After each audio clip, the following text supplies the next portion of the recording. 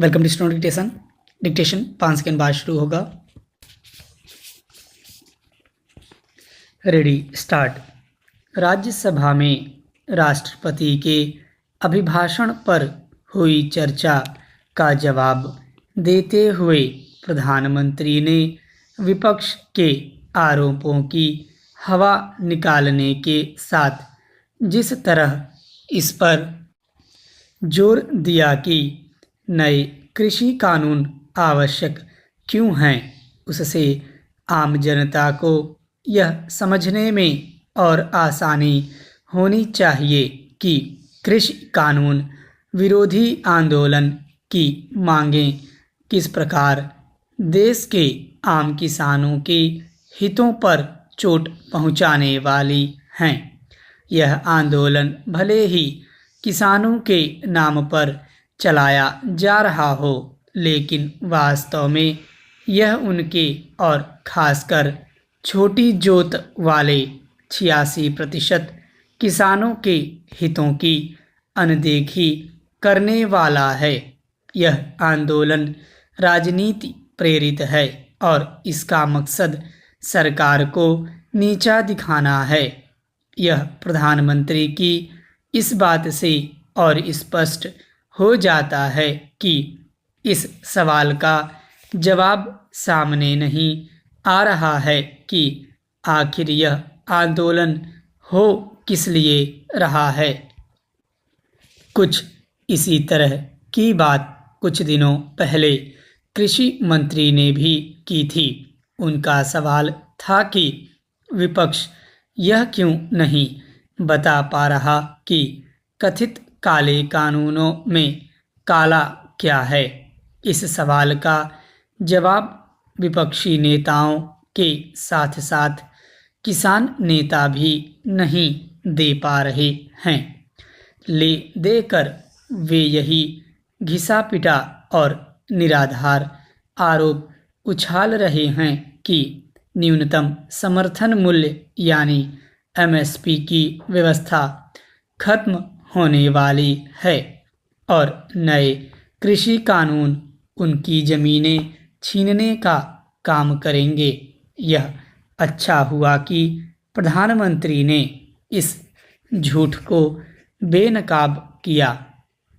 उन्होंने पूर्व प्रधानमंत्री मनमोहन सिंह की उस टिप्पणी का जिक्र करके विपक्ष के यू-टर्न को भी रेखांकित किया, जिसमें उन अड़चनों को दूर करने की जरूरत जताई गई थी जिनके चलते किसान अपनी उपज बाजार में नहीं बेच पाते।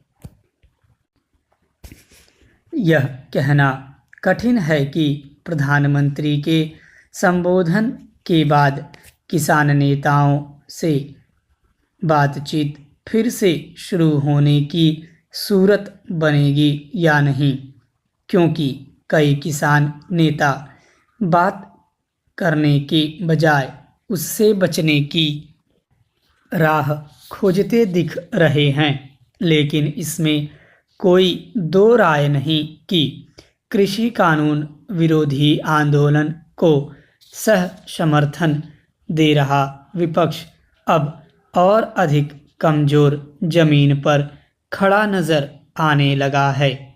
वह जिस तरह राज्यसभा की तरह लोकसभा में राष्ट्रपति के अभिभाषण पर चर्चा करने को तैयार हुआ, उससे यह स्वतः स्पष्ट हो गया कि उसके पास इतने दिनों तक हंगामा करते रहने का कोई तार्किक आधार नहीं था। यदि विपक्षी दल वास्तव में किसानों के हितों को लेकर चिंतित हैं, तो फिर उन्हें किसान नेताओं को उकसाने के बजाय उन्हें सरकार से बात करने के लिए राजी करना चाहिए। उन्हें इसकी अनदेखी नहीं करनी चाहिए कि कृषि कानून विरोधी आंदोलन में वैसे तत्व घुस आए हैं जिन्हें प्रधानमंत्री ने आंदोलन जीवी की संज्ञा दी। चेंज। उत्तराखंड के चमोली जिले के नंदा देवी क्षेत्र में रविवार को एक हिमनद के टूटने से आया जल सैलाब प्रकृति के कोप को बताने के लिए काफ़ी है। हिमालय के क्षेत्र में ऐसी आपदाओं का बार बार दस्तक देना बड़े खतरों का संकेत है।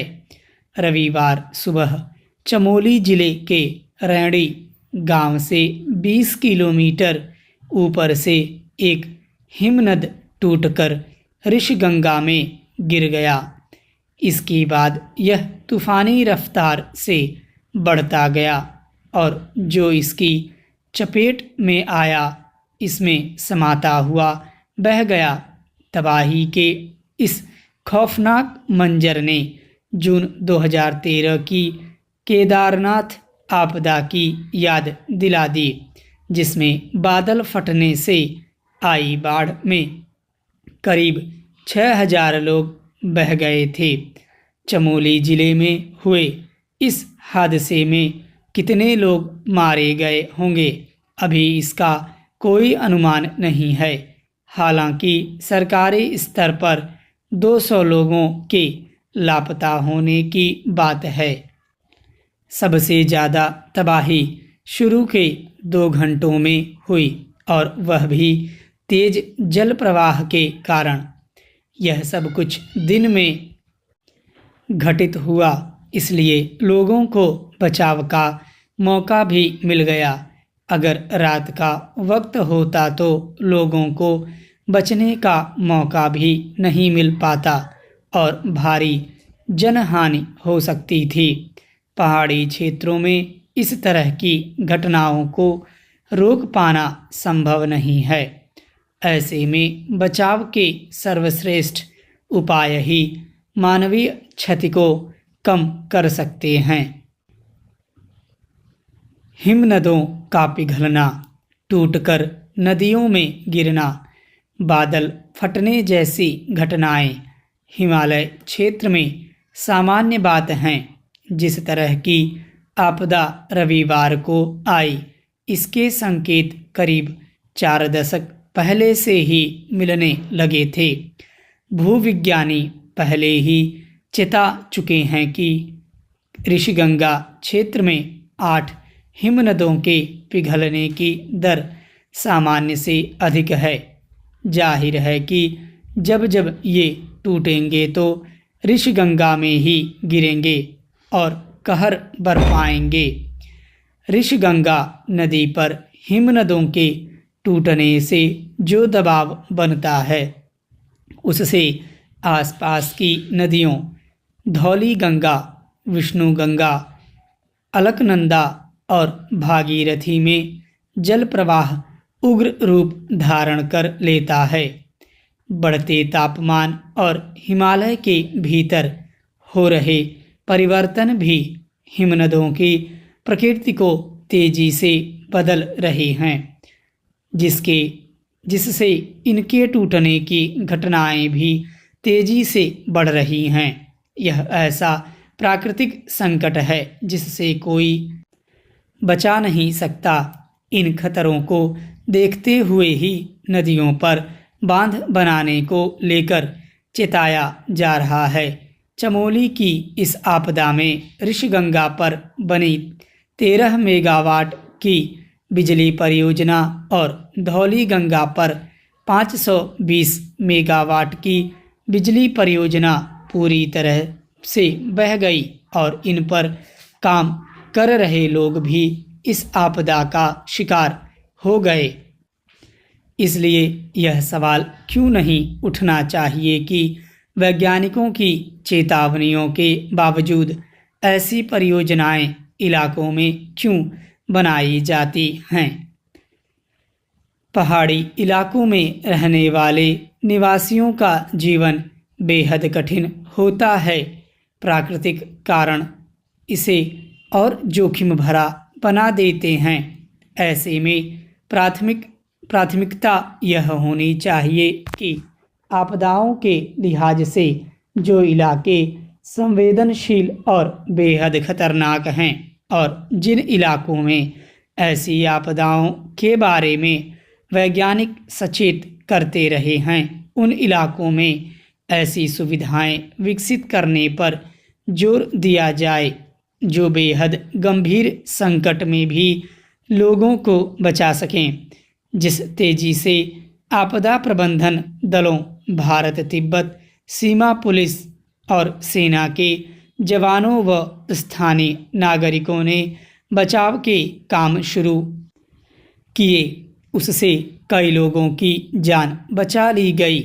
केदारनाथ के हादसे से सबक लेकर आपदा प्रबंधन के स्तर पर काफ़ी सुधार देखने को मिला है। यह हादसा एक बार फिर चेता रहा है कि प्रकृति के साथ संतुलन बनाया जाए, न कि उस पर अतिक्रमण हो। स्टॉप।